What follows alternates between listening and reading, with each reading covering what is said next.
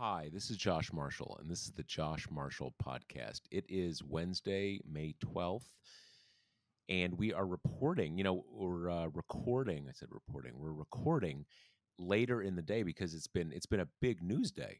There's a lot of different things happening, but they all turn in different ways on the events of January 6th. We've had a hearing up on Capitol Hill that is about the insurrection, and the main witness is the former acting Secretary of Defense, the guy who was in charge on January 6th. And we're going to talk about that, some several news developments that came out of that. And as we have discussed many times on the site and on the podcast, we have a broad sense of what happened on January 6th. I mean, we know a lot, and we have some we have a bare bones understanding of what was happening on the administration side, what Trump was doing, what they were doing at the Pentagon, what other players knew and what they did. We know that Kevin McCarthy called President Trump at one point and said, "Hey, get get your people to stand down." And we seem to know in a very general sense that basically when the insurrectionists broke their way into the Capitol complex, President Trump's original feeling was awesome. These guys, they really care about the stolen election. And then there was this, maybe it's all over a period of 90 minutes or something like that, but there's people calling from Capitol Hill, "Hey, we're in trouble here." Trump is at least resisting, kind of slow rolling, doesn't want to take anybody's calls. And from the very beginning, it's been our understanding that Trump basically just kind of refuses to do anything for the reasons one would expect. And it's Mike Pence who kind of gives the order, even though that's not really how the system's supposed to run. And so we have a lot of new information that we're going to discuss in a few moments, because the details here really matter. When did Trump find out what was happening at the Capitol? When did he get the first requests to deploy the military, to speak in his own voice to calm things down or something like that? And what did he do? Did he just kind of sit on his hands? Did he basically say, "Serves you right, you know, for rejecting me as president"? So we're going to get into that. There's a bunch of details there, and as we record, I think the hearing is ongoing. So there's even one development that we just found out about as we were getting ready to record. So we're gonna try to figure out what that's about. The other thing is, we had this morning that Liz Cheney was booted from the Republican House leadership, and of course that is all about January 6th and the big lie. And of course the big lie is inseparable from January 6th, because that's what the insurrection was about. The big lie, the stolen election, forcing all that, all this kind of stuff. Now, we've known for a while, we've known for probably a week, I would say, that Cheney was on the way out, that she was done. And we've had a succession of things. Steve Scalise basically said, "I'm done with her. We should boot her." And then I believe it was over the weekend, maybe Sunday, that Kevin McCarthy finally said explicitly, "Okay, we're done with her. We're kicking her out." And this morning it happened. Now, the thing that really got my attention was they didn't have a recorded vote. They did a voice vote. Now, when we went through this 3 or 4 weeks ago, I don't know exactly when it was, about a month ago, and Cheney held her spot pretty decisively by 2-1 or something like that. It's a secret or recorded vote. sort of like the democracy style, so to speak, right? Where people actually vote. And what they did here was just a voice vote where it says, everybody who says aye, everybody who says nay, nay, like one dude, nay. Now, obviously, the Republican leadership has a lot of interest in a voice vote because we know the consequences of getting on Trump's wrong side. That's what this is all about. Cheney got on Trump's wrong side, so she's on the way out. Now, my sense is that they didn't have a voice vote because I suspect the margin would not be as decisive as they would like. I'm not saying I think Cheney would have retained her seat. I think that's clearly not the case. But I suspect it would have been maybe something like 2-1 against her, maybe even 3-1 against her. But if that's the case, it means like a good quarter or a third of the caucus doesn't like what's happening. And in the Trump model, that's not okay. Those people are all enemies. So I think that's why this happened. And I think it shows us that the situation in the Republican caucus is more brittle than they're letting on. So we're going to talk about all those things.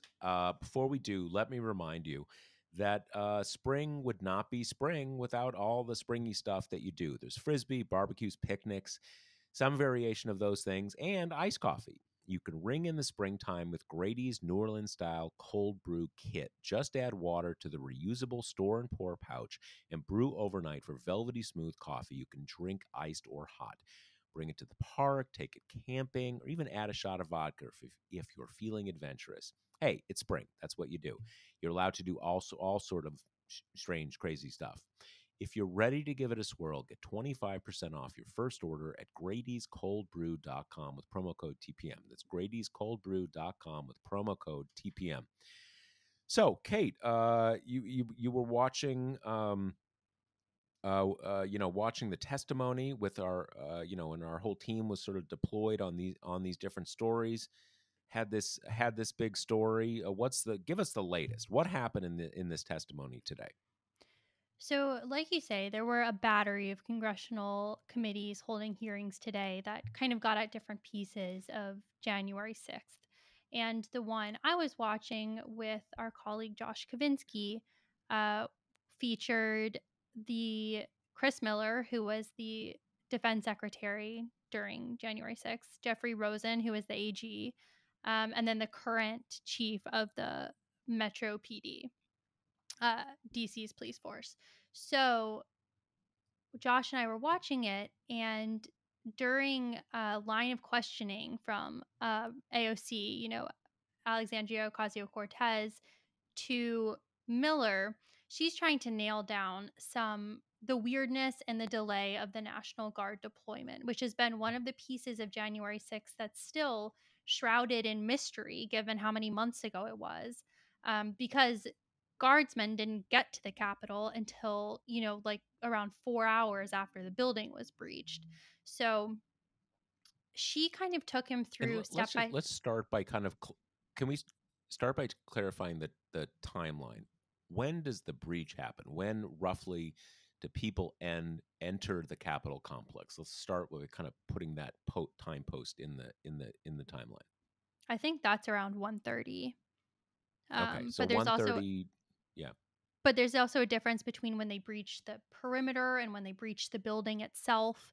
But I think that's the time that you were left with no doubt that this was, a potentially violent mob and no longer a rally. Um, understood. so yeah, so she takes him through it, and some of this we know because the Defense Department has released a timeline from this day, but it's not fully clear. And especially with the National Guard, things have been muddied a lot by people confusing the Guard being mobilized with the Guard being deployed, which are two different things. Being mobilized is like bringing them on ready alert, and they can bring them to bases that are nearby where the event is taking place. But deployment is, you can actually go to the place and go help defend it. So in his So kind of like the testimony, difference between like get ready and actually do it, basically. right. Right. And so in his testimony to AOC, he says at the beginning that at 3:04 he authorized full deployment of the National Guard. So just that fact alone kind of sets you back on your heels because the guard didn't arrive until a few minutes after 5. So that's kind of the timeline we're looking at. But then she pushes him further, and he basically contradicts himself later and says, "Oh no, I it was the mobilization order he gave at 3 and the deployment order didn't come in until 4:32." And in between that time, William Walker, the commander general of the National Guard, was drawing up basically like a plan for how these troops would be deployed. So during the hearing, Miller kind of tries to pass the buck and say, I gave the order. He could go if he wanted. He could have deployed unilaterally, since 3, but he was doing this plan and then the order was given around 4:32 and that's that. And he really does purposely switch into the passive voice when he's talking about the plan being authorized at 4:32. And then what AOC also laid out in her questioning, which Carolyn Maloney, who's the chair of the House Oversight Committee that was holding this, got at as well, is that in between that 3 and that 4:32, Miller had calls with Muriel Bowser, the mayor of DC, with Pelosi, with Schumer, all panicked and asking for help. But it's not until he has a call with Mike Pence, a very brief call, the AP reported this, that a few minutes later, that deployment order is finally given. And during that call, per AP's reporting, Pence, who is not in the line of command, asked him to, quote, clear the Capitol. And minutes after that, we saw the order actually being acted upon. And so during this testimony, the thing that she got him to do is to contradict himself and say, you know, define specifically that that was actually the mobilization order, not the deployment order that he gave at 3. And then you dig into this a little bit and realize that the reason why the National Guard commander was spending time, sketching up an outline while the building was under attack, while this attack was unfurling, is because Miller and the Army Secretary Ryan McCarthy put these unusual restrictions on Walker's use of the DC National Guard, which basically came down to saying, we want to approve it before you get to use your forces, which Walker has testified to Congress. That is unusual because in times like this, in emergencies, you don't want the leaders of the forces to have to write an outline before they get to deploy them and go have them help. Um, and so during the Right. questioning with AOC, Miller very much kind of tried to like wash his hands of it, say Walker can do what he wants, they're his forces. But in reality, Miller outranks Walker and he said, I want to have approval. And a senior DOD official has already testified to Congress, kind of summing it up, that he wanted to have approval of the National Guard's activities that day. And this kind of comes on the heels of a new information from his opening statement where he says that he was worried about creating the appearance of a military coup if uniformed troops were deployed to the Capitol to help, fend off the civilian one. So it's this really kind of murky situation where we see during his testimony today, he only really made it murkier, which just brings up all these questions about why are you trying to obfuscate this timeline? Why is he being so squirrely about the fact that he's the one who gave the order at 4:32 for the guard to finally be deployed? What was the cause of the delay, and did he only act because Mike Pence called him and told him to? He denies that, but those are kind of the questions we're left with after the hearing today. Well, okay, so isn't do we know if is it, I mean, it sounds like from what you're saying that it is not true that the commander of the National Guard had the ability to act as soon as he felt he was ready. So this idea that, hey, I gave the order and I was relying on that general to kind of figure out a plan and do it, that's not the case. That general had to run the plan uh by the defense secretary. And now, I mean, I guess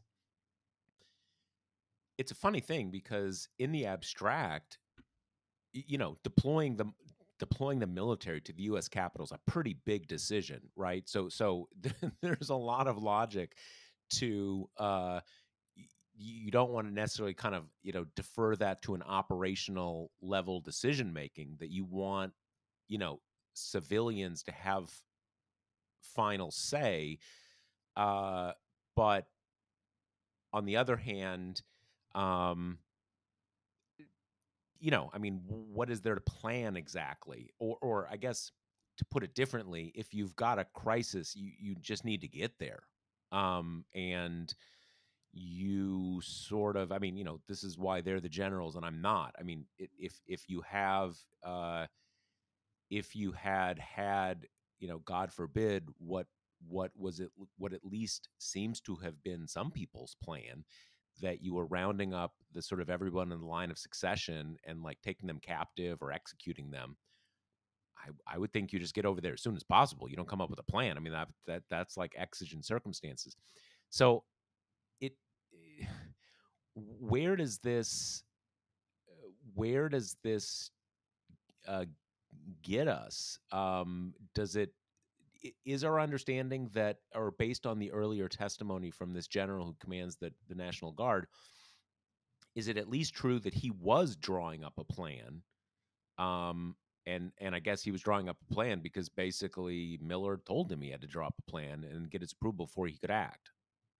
Yeah, so yes, but there are still pieces of this that just don't line up. For instance, why did it take an hour and a half to draw up this, what they call a concept of operation? It's not a novel. He's basically, the leaders just said they want to have justification for deploying the military, which, as you say, sure, that makes sense. That sounds like a good safeguard to have in place. So why did it take a whole hour and a half before he heard back, to make the plan and hear back from approve or and get the order? And then even after that, there are still questions because per the DoD timeline, that the deployment order comes out at 4:32. Walker says he heard nothing of it until 5:08. And he's waiting with these guys, on buses ready to go in. And he's just waiting, waiting, waiting, waiting. And it finally comes in, almost 40 minutes after Miller says he gave the order. So, at this point, we Right. know someone is not telling the truth unless there was some big colossal miscommunication. But, Miller saying that Walker could have gone ahead unilaterally seems to really conflict with all the testimony we've heard before, in addition to a memo that the Washington Post obtained, kind of drawing out that they wanted Walker to ask permission before he deployed the National Guard in the days before January 6th. So, it seems like Miller's not being quite truthful in his testimony, or maybe more generously, he's getting the timeline mixed up. But the fact that someone of his stature, the former Secretary of Defense, in his testimony mixed up mobilization and deployment, that seems a bit fishy to me because he definitely knows the difference between those terms. And it almost seems like he's kind of using the fact that Right. lay people don't necessarily know the difference between those terms to muddy up the timeline a bit. Yeah, I guess what I kind of struggle with is that I'm not a general. I know that even when you are using a relatively small number of troops, you need to have a who's going to go where. So I don't I don't feel I don't know if it takes 90 minutes to kind of to put together a plan in that sense. I'm sure it's not instant. I mean, that kind of presses the question of like, oh, why were you starting from a cold start here, right? I mean, why did this? Right. And do you really need a um, do you really need a plan? Again, what plan means uh, in what are clearly exigent circumstances. The police mobilize all the time um, in response to emergencies, and you just respond. You don't kind of bring out your notebook and start like, kind of uh, speculating or drawing up a plan. So, uh, it, as you said, it is kind of a so here's another question. I seem to remember from when we first started on this, just in the hours and days after January 6th, that there was at least reporting or at least the claim that Trump had already, um, uh, delegated authority over this to the people at the Pentagon, whether that's the chairman of the Joint Chiefs of Staff or the defense secretary. So, sort of suggesting that they didn't need President Trump's order to do this. He had already now, chain of command stuff works in all sorts of different ways. That they had the authority to act. So the idea that Trump didn't answer the calls or he, refused to give the order, that's not really the case. What's our best understanding on that front now? Did they Well, need him to give an order? Um, I'm really not sure of that. Miller said during his testimony that he didn't speak to Trump at all on January 6th. It's hard to put a picture together because the other kind of key witness there was Jeff Rosen, who was AG during this time.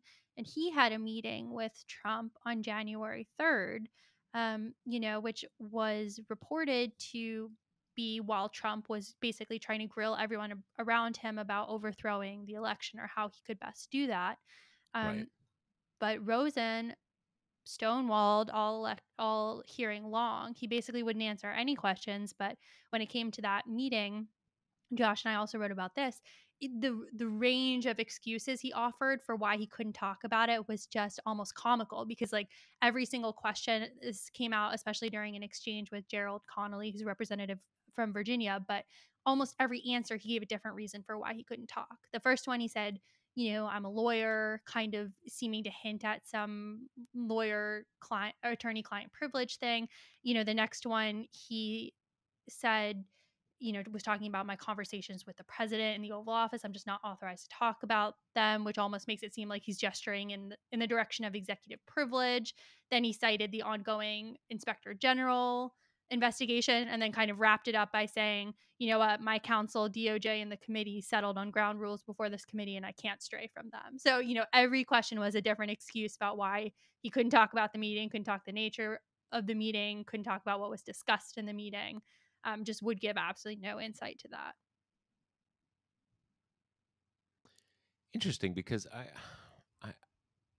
I need to refresh my memory on this, but a a former president's ability to invoke executive privilege is is tenuous. Um, it- it's basically he doesn't have one. The current president has it. A former president doesn't have that privilege to invoke. Now, given in normal political times, generally speaking, the current president will defer to a former president in in executive privilege terms, and often, even if they are of different parties, they will have common interests with the idea that you are protecting the institutional privileges of the presidency. We don't have, it's not unique, but it's not the norm in a case like this when like the old guy was trying to overthrow the government, and so the new guy doesn't necessarily have common interest there, or at least that's the idea.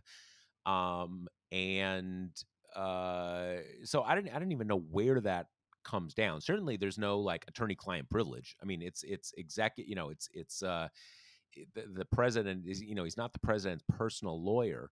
But so, okay, so along those lines, what what seems to have happened just before we started recording is that Miller. So we're back again to the secretary, the acting secretary of defense, and Hmm. again, another dimension of this story that both of these guys are actings.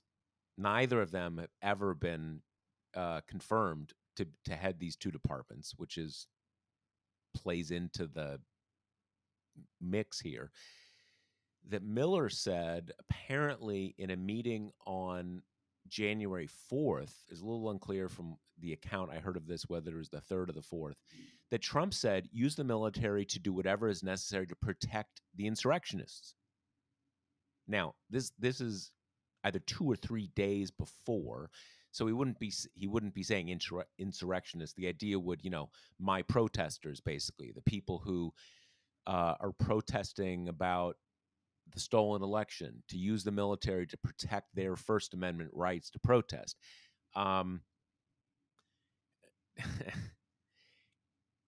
It's pretty hard. There's a lot to unpack here. Like, one thing to unpack is defend them from who, right? I mean, defend them from the local police, defend them from, I mean, the whole federal government is still under the management of Donald Trump. So who, again, defend them against who? There's no counter protesters. I mean, maybe conceivably Trump didn't know that was going to be the case. In any case, the idea that if this account is right, the idea that he was pushing the DOD to back up his protesters, that certainly adds a significant new playing piece to the board. Because if the orders, if the it's even hard to call these orders. We have a professionalized government. It's not just the sort of the random remarks of the president. The president gives orders for the military, do this. Here's an operation. I'm issuing a command as commander in chief to do this. If the president just sort of says like, hey man, protect my guys, protect their rights, the Secretary of Defense is going to get a pretty clear idea where the president's mind is. Those are my guys. You protect my guys. That's the order. That's the message I'm giving you. But again, we have a sort of a professional system. You give orders. I believe under Goldwater Nichols, which is the big Defense Department reform bill about 35 years ago. President gives an order to the Secretary of Defense. Secretary of Defense gives orders to I don't remember exactly whether it goes to the chairman of the Joint Chiefs, or it goes to the what are now called commandant commanders. I believe what used to be the whatever. In any case, the point being, it's a little hard to execute the commander in chief's orders if he's just kind of shooting the shit and talking, talking trash about his protesters.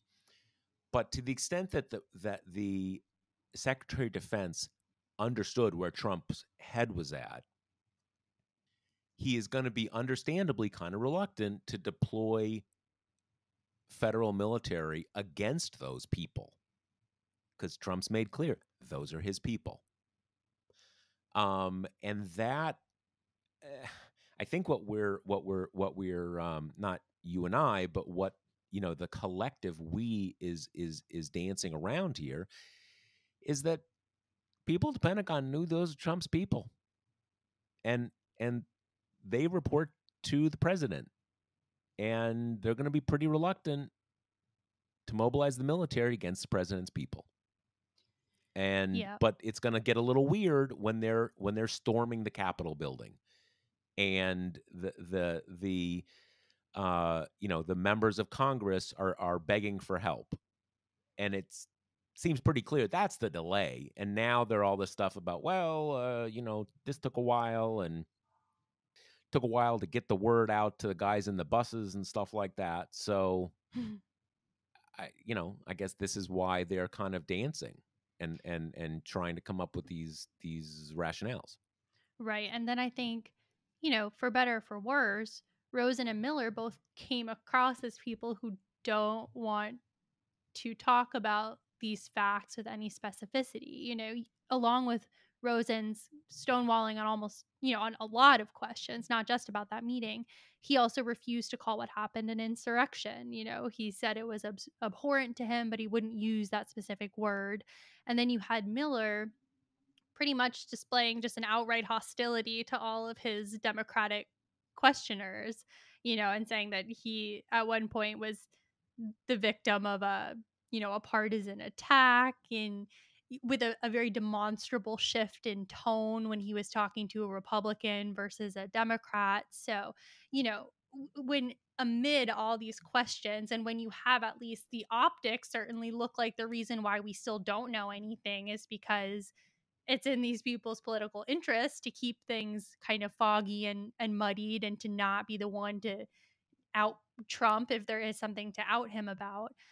You just also have this demeanor of people who have no interest in clarifying what happened and who are kind of using all the tools at their disposal to not answer specific questions that would clear it up. And because we still haven't had an independent commission that has subpoena power, probably. That's what Pelosi has proposed, or that can kind of focus on these things in a concentrated way. This is what we have. We just have trickles of information from these disparate congressional committees. And part of our base of knowledge is based on what people won't say as much as it is about what they will. And Now, there's just, is it generally the case that Miller, I mean, if Rosen was basically sort of, lo-fi, trying to kind of semi-invoke privileges and just refused to answer, it sounds like Miller was willing to answer. I mean, his answers may not have made sense. They may have been, they may have been contradictory, but he wasn't refusing to answer questions, it sounds like. yeah, I would say that's right. And it's also the case, just to remind everybody, that, the reason a few days after he was defeated, President Trump fired his defense secretary and put this guy in. Right. And something kind of similar happened with Bill Barr. So it's not an accident that it's these two guys. They're basically chosen because he needs someone even more tractable than Bill Barr and his. I'm spacing on the actual confirmed defense secretary's name, but he needs people even more toady like than the toadies that he already had. Um, so it is. I wonder if I wonder to what extent this will galvanize things towards either having a commission or having some sort of more organized special committee to to get to the bottom of this. I mean, I don't expect it's almost too much to ask for Republicans to be on board with investigating any of this. I mean, they did it. It's sort of like, even in the Constitution, we have a right against self-incrimination, right? I'm only half kidding. They did it, and they still support it. So of course they're not going to investigate it. That's part of doing it. Is you don't want to get caught for doing it. But and unfortunately, I think there are definitely Democrats who are thinking like, man, we're trying to get an infrastructure bill through right now. We're not. We don't want to kind of, uh, I mean, I'm struggling with metaphors about lighting a bomb or torching the place. And it's a little uncomfortable metaphor since that's kind of what we're talking about, right? That was almost what happened. Um, yeah, it's still. I mean, let me say this. The one thing that I have, and this seemed to be partly what he was getting at in his prepared remarks that were released sometime yesterday evening. Um, the one thing that actually seems credible to me is that one of the reasons they weren't totally prepared was that after the events of June, the Pentagon and the top brass in the military felt very burned by the president for good reason. I mean, both not just good reason burned by the president, but burned because they had done some really bad things. They had basically allowed the president to, mobilize the military as a political arm of his campaign. With all that stuff at what they call the Church of the Presidents. I think it's St. John's Yep. Church, that church right across the street from the White House. Mobilizing, I don't know if they were Apache helicopters, but, having helicopters buzz protesters, all that kind of stuff that, and I mean, look, we all remember there was a lot of fear. Is he going to kind of go for the military at the last minute, either when they're certifying the votes or all this kind of stuff? And I think at least that um, the mayor of DC, Mayor Bowser, actually said something like, "Hey, don't bring in a lot of military here. I mean, just don't do that. This is a civilian area, and don't freak everybody out the way you did last time." So I'm not defending these people, but I certainly remember myself. Everybody was like on their guard. Is he going to do that again? So, the chairman of the Joint Chiefs actually issued what was sort of like an apology that he had kind of gone along with that stuff. So it does kind of make sense to me that they had kind of pulled everything back, and that it was maybe a little hard to kind of mobilize on a split second. That doesn't justify anything. Kind of life's hard. I mean, you gotta you gotta deal with things regardless. But it's at least one possible part of an explanation for why things shook out the way they did. Right. I mean, and to segue into the Cheney ouster, which we also want to talk about, on this committee, and keep in mind this is House oversight. It happens to have some of the most bonkers Republicans in the House, which is obviously saying something. But I'm talking about, like, Paul Gosar type of Republicans who has been accused of helping organize the Stop the Steal rally. But you had, him and Jody Heiss from Georgia, who kind of opened up the questioning on the Republican side. And it was total, alternate reality stuff. I mean, both kind of pushing the whole, it wasn't so violent. There's this whole right-wing conspiracy theory around a partial quote from an FBI official during one of these congressional hearings, where she said, to her knowledge, no firearms had been taken from the rioters on the day of January 6th. Now, of course, just putting all else aside, we know law enforcement was so dismally outnumbered that they could barely arrest anyone who was coming out of the building. So it's not like a huge shock that they didn't recover weapons from And they people. didn't even really try. I mean, that was sort Right. of the what it seems to be the strategy. Let's just get them out. Right. Let's not arrest people. Let everybody go. We'll pick them up later off Facebook, basically. Exactly. But even still, there are, some reports that they did pick up some weapons from protesters, and not necessarily guns, but, people had bats and flagpoles and things like that. But anyway, there's a whole kind of section of the right wing world that runs with that partial quote to prove that the insurrection was not actually violent, and that it's been kind of overhyped by hysterical liberals. And we watched Gosar today at this hearing describe Ashley Babbitt, the woman, the Trump supporter who was part of the riot, who was fatally shot by an officer when she was trying to kind of clamber through a broken window that would have put her into the speaker's lobby, which is the hallway that leads right into the House chamber. Um, he described her as a, quote, veteran wrapped in an American flag, and he described her killing as an execution.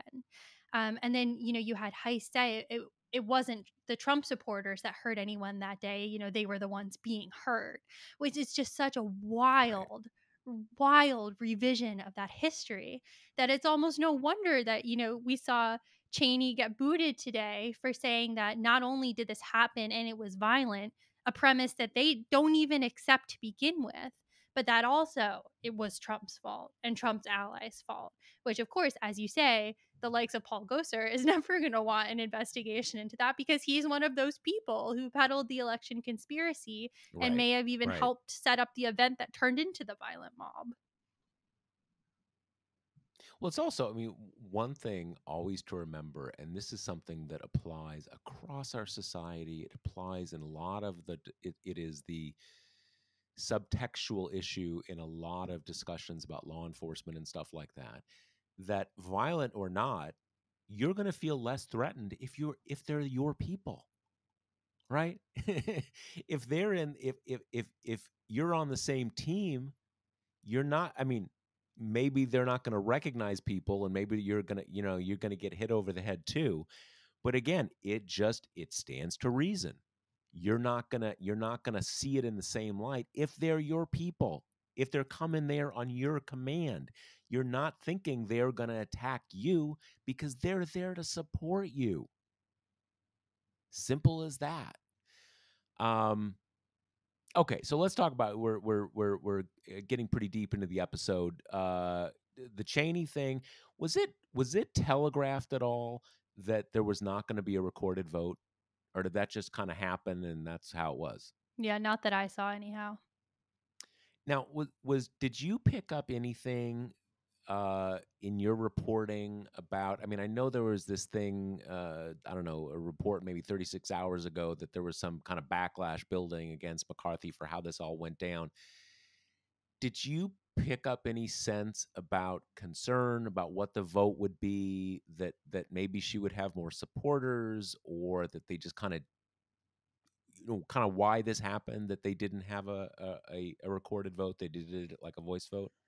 Well, all I've picked up is not that the pushback against McCarthy is not because out of support for Cheney, but because people are chafing against the idea of kind of having an heir apparent to Cheney, blessed by the leadership without giving the rest of the caucus really much of a say.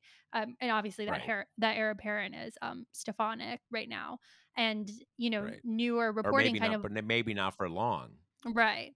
Well, and newer reporting along those lines is pointing that Chip Roy is considering running as well, who is, kind of hard from the hard right contingent. So really, a lot of the kind of opposition has been from this, Freedom Caucus types who think that Stefanik is too Right. moderate and who are pissed off that leadership picked Cheney's replacement without consulting them. So I don't think the tension was ever about will Cheney end up mustering enough votes to stay in, because just based on kind of public statements from the types that you would think would support her, um it kind of looked like she was dead in the water, and the fact that she wasn't whipping looked like she had Right. already kind of thrown in the towel ahead of time. So I think now the real tension point is Elise Stefanik too moderate for the House Republicans to get behind as their new conference chair. Though I have heard that Well, her agreement to only serve 1 year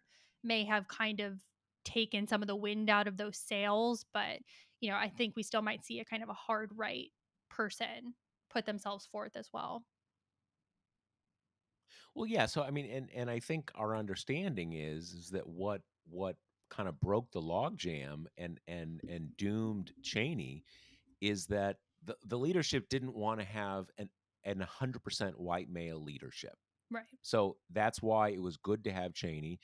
And Stefanik stepped forward and they're like, okay, hey, we can put this together. We're not in this kind of bind anymore where, we don't have that, the caucus is dominated by white men, and we got another woman. And so, hey, we can, suddenly it all works.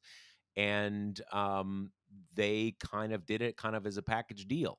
And they've, at least it had seemed like, um it was it was just done. They decided this is who it's going to be, and now now they're saying, there's going to be a, what is it, an open house, or a Uh kind of an impromptu Town group hall maybe. listening section, or It yeah, used yeah. a really funny phrase like that. Yeah, I mean, you used to call these things like a cattle call, right? Everybody kind of, Yeah. when in primaries and stuff like that. um but you got to think that Stefanik, and I think McCarthy too, know, like, man, you better jam this thing through really fast, because every hour that goes by, her position seems more tenuous. And it, the funny thing, just for people who aren't really versed, which is a much more sane way to be living in kind of what all these leadership offices mean and stuff like that. One of the kind of weirdly complicating factors is that a lot of people on the Hill don't even know what the conference chair does or even why it exists. It doesn't really have a brief. We know what the leader's job is. The leader's job is the leader of the caucus. The whip's job is the vote counter and the threatener, the person who keeps everybody in line. The conference chair is not even totally clear what that person does. So at some level, um, it gives everybody, I think, a little flexibility, kind of like who cares at some level, since we don't even know what that person really does. But obviously, everybody wants to be on the at the podium in the press conference. It's just a high profile thing, and I would imagine that y- things can kind of spin out of control if you have a few people jump in. And if a few people jump in, I strongly suspect that they're not going to want to have the vote on Friday. Because if you're getting in, you need a chance to get your ducks in a row and you need to line people up. So I'm sure that Democrats would love this to kind of become like a whole, a whole leadership battle and a whole, when the issue is the big lie, Right. and then you're going to get sort of who's biggest on the big lie. So I mean, again, I still come back to, I think it's a big deal they didn't have a recorded vote, because the name the name of the game in this Republican Party is you never disagree with the leader. And the leader is Donald Trump. It's almost like, what is it? The Shahada. The Muslims have a there's a word for the proclamation of faith. There's no God but God, and Muhammad is his prophet. They've got something. Republicans now have something similar with Trump. There's no God but Trump, and who's his prophet? Well, everybody wants to be Trump's prophet. Um, so I don't know. The idea that there is um, any dissension is just something that's not cool. It's not enough to have a majority. Everybody has to be completely unified behind Trump, because that's how it works in this Republican Party. Right. And I don't know, it's kind of a funny dynamic because, like you say, this is probably, a political boon to Democrats, or at least Democrats won't, I don't think, have any problem with intra GOP squabbling over this big conspiracy theory, while they can be like, well, we're hard at work passing infrastructure. That's like what politicians love to do. But by the same token, I don't know anybody who looks at this situation as like, that's a healthy, flourishing democracy. Right. I mean, I think it's often the case that people who are focused on DC, when there's some sort of turbulence within one caucus or one party, like, oh, this is terrible, and there's a divide, and the parties divide. Generally speaking, no one really cares about. I mean, no one outside of that little bubble cares about that. I think what makes this a little different is that what the divide is about. The divide is about basically whether we have a democracy, whether you are willing to admit that Joe Biden just won. Not that he lives at the White House. We get that. And even you can say, well, is he the president? Yeah, he's a president. He's a legitimate president, but he didn't really win because Trump won. It's about whether you just say, like, okay, he just won. No bullshit. No, like, well, this and whatever level of the big lie you're talking about, just drop it. You lost. And that's how it works. And I do think it is a very bad situation for the country, but because Democrats are trying to save the country, it is good. It is good politics, and good to use those good politics to use this as an example of, you need to not elect Republicans because they do insurrections, and they don't accept the results of a free and fair election. So I think it does. I think it does matter. Um, anyway, I guess we should get to the questions. Yeah. So we got a few versions of this question, but I'm going to read one from Andy who said, "Is it possible that Cheney thinks the Republican Party is in for a reckoning and is positioning herself to be the post-Trump party leader?" Yeah, I think the answer is no, and it can be no on various different levels. I think on the level of reality, no, that's not going to happen. I mean, it all depends on your time horizon, but uh, this is not going to shift, and suddenly uh, Liz Cheney is positioned well for 2024. That's not reality. Um, One can maybe think a little differently that over time, all of this will, age poorly. And over the years, she will be able to say, I was the one who stood on principle and stood up for our country. I even think in the context of Republican politics, that even that is unfortunately, I think, a dubious proposition. My best guess is that this is kind of where she is, and she feels good being in what she thinks is a position of principle, and she's going to make the most of it, whether or not that really leads her to being a anything more than a kind of a righteous loser, basically. Um, I I just don't think there's any realistic way where in any near term time horizon anything like that is going to happen, and I don't think she is so out of touch with reality that she thinks that it is.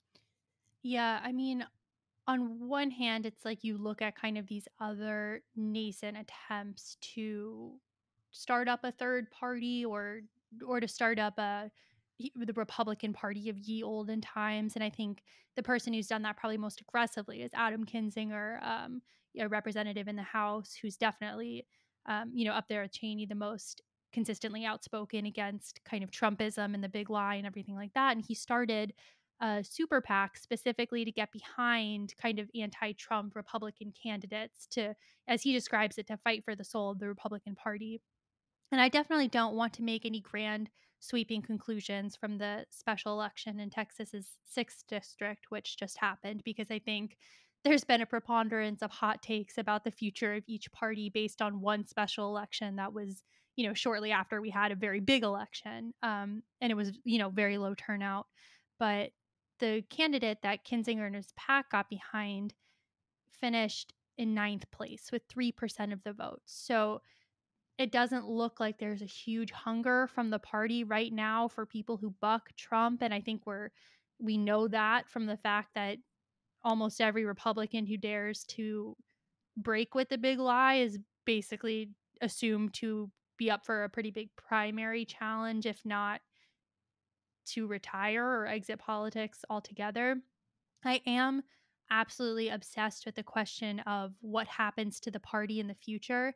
And in some ways, I think it's being saved from the electoral destruction that it would otherwise go through because of the massive structural advantages that Republicans have in our political system.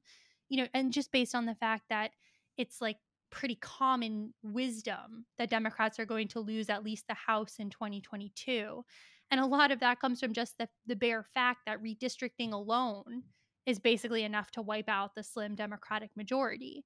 So, and then the Senate obviously is one of the most kind of unequal bodies because Republicans have such an advantage there, even though Democrats have, the greater population advantage and everything. So I do honestly wonder what's going to happen to the Republican Party, which we saw under Trump lose the House, Senate, and White House in 4 years. Clearly, it's not electorally popular to spread these conspiracy theories, but they have such a built in advantage that I think the risk to Democrats to getting shut out of power is still enormous, even though we have a party that's currently today fighting with itself about how much lying it wants to be behind.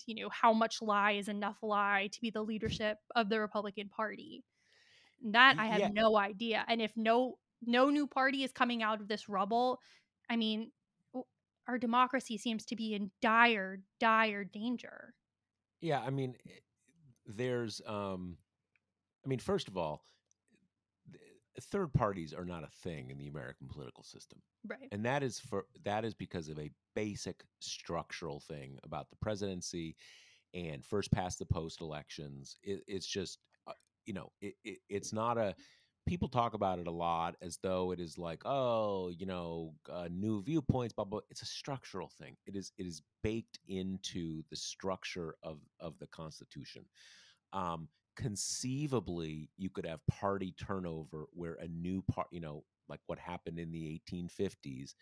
But I mean, there's a reason it hasn't happened since the 1850s when the country was really quite young. Um, and the reality is that people who are,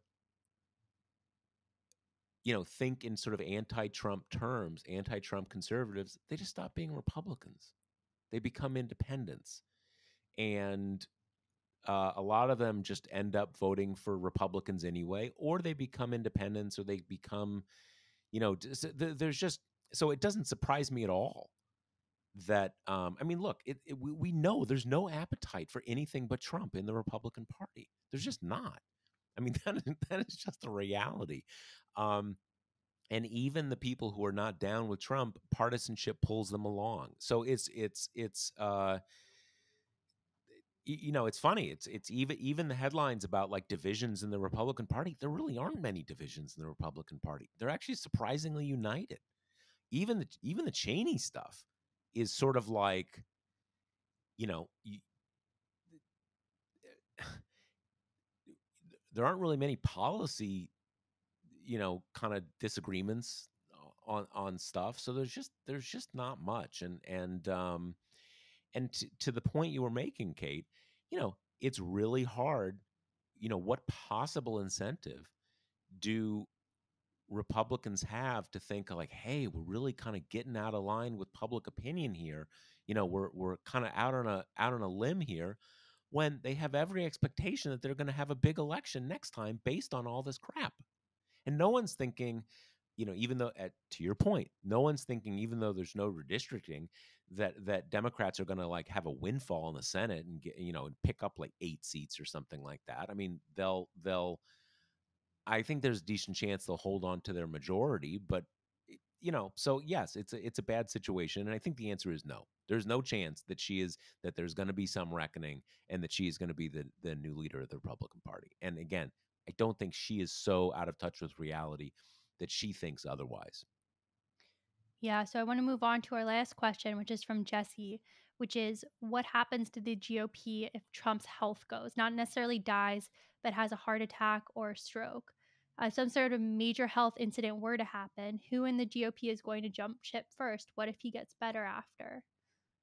Which I think is such a fascinating question. Yeah, I mean, I think the answer to it is pretty clear, because first of all, I don't think there's any jumping ship. It's yeah, it's maybe starting to change a little bit now, because there's this whole thing. Trump's kind of reemerging. He's doing more appearances and stuff like that. But I think and he's got his blog and he's attacking people. But I think by and large, it's fairly similar to what it's been like since the election. That Trump is out there kind of as an idea. He's not. He's not on most people's radar. He's you see it in terms of like Google searches and stuff. Most of the country's just moved on. They're not thinking about Trump. So he maintained a total hold even for that first couple months when he was like, you hadn't heard his voice, and he didn't have his blog, so you didn't hear anything from him. I think if Trump were incapacitated, or his health declined in a way that he clearly couldn't serve as president again, or if he died, I don't think it would I don't think it would change much. because I think he has made clear what the line is, what the Trump line is, and that you have to be for it. Now, it would certainly set off a contest about who the leader of the party is, but it would be the leader of the party, kind of going back to the sort of the and I apologize if this sounds off to our Muslim listeners. It's not meant out of any disrespect. It seems like a kind of an obvious analogy for how Republicans see Trump. It would be sort of like a caliph kind of thing, right? They wouldn't be the new Trump. They would be sort of his emissary, his the custodian of Trumpism. So I don't think it would make that big a difference. If anything, I think it would just make things smoother, because the one big problem for those folks with Trumpism is that he's constantly doing new weird shit. And if he were sort of incapacitated or no longer on the political scene, they would at least have less unpredictability. So I really don't think it would change much. It would Ye- just start off that battle about, who is the chosen custodian of Trumpism. So as I was thinking through this, I was thinking about why do people adhere to the Trump line so closely? And a big part of it is that they know how powerful he is and that they know he can basically destroy your career in the Republican Party with one, well, I guess they're not tweets anymore, with one statement from the desk of the president. Um, and so if he were incapacitated, that degree of it would be taken away. The fear of being ostracized by Trump, of having him kind of go cold on you and put out a tweet that you're a rhino and make your life really difficult.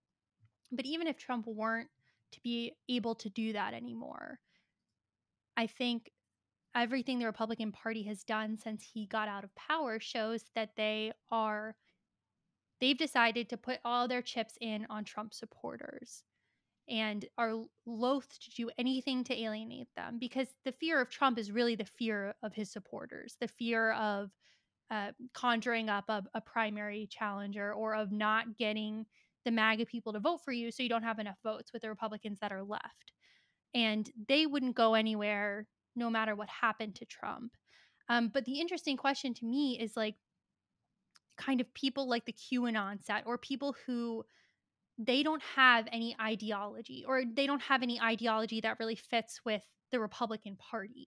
And if you look at some of this stuff, they'll say things about, they'll lump in Mitch McConnell with Democrats. They just don't see the division like that. Their sole political Hmm. loyalty is to Trump the man, Trump himself. That's all. And I would be fascinated to see what would happen to kind of that set, the set that Trump activated, who are not generally politically keyed in people. What happens to them when Trump goes away? Because I don't think we can say conclusively that we've really seen any evidence that it's, that being a Trump is enough to win that loyalty. We haven't really seen, they don't seem to hold, Don Jr. to the same regard that they hold Trump Sr. Right. So, it's Right. so Right. Right. interesting to me. Do those people just stop, go back to other conspiracy theories and stop paying attention to US politics? I don't know what happens to them. Have they been subsumed into the Republican Party and now we'll just kind of vote with the party of Trump for the rest of their lives? I think we don't know because we haven't really seen a comparable event like this. Right. So, my sense is, and you kind of alluded to this, that it's sort of self enforcing now. Like, I'm not sure Right. Trump needs to kind of call you out, because what we've seen is when anybody sort of, goes renegade, everybody comes forward like, oh, you're not defending Trump enough. You're not, I am 100% Trump. I love Trump. You see it with Stefanik, right? Sort of the other people will come forward and speak in Trump's name. I mean, he said a couple things now in her, he's supporting her, but I'm not sure this situation would look that different if he had been mum, right? I mean, if you move out of line, everybody will come forward and said you're betraying Trump, and in this Republican Party, that's kind of, that's it. That you're done. So I mean, clearly over time you need some sort of succession, but I'm not. I feel like what was implicit in the question is that once he's gone, either gone in the ultimate sense or kind of just, sort of off the political scene, that he's no longer there to sort of discipline people, to punish them, and people will kind of go back to being regular Republicans, jump ship. And I just don't see that. That doesn't I think, at least in the relatively near term, that doesn't seem likely to me, because it's self-enforcing now. The sort of the minions have, they sort of autonomously mean tweet on Trump's behalf and take the people down who stray. So I On guess that that's note, the answer. On that note, indeed. Well, remember, the Josh Marshall podcast is brought to you by Grady's Cold Brew Iced Coffee. You can get 25% off your first order. Go to Grady'sColdBrew.com and use the promo code TPM. and great questions this week. Keep sending them in to talk@talkingpointsmemo.com. Yeah, no, we got a lot of great ones, so keep them coming. All right, Thanks, later. guys.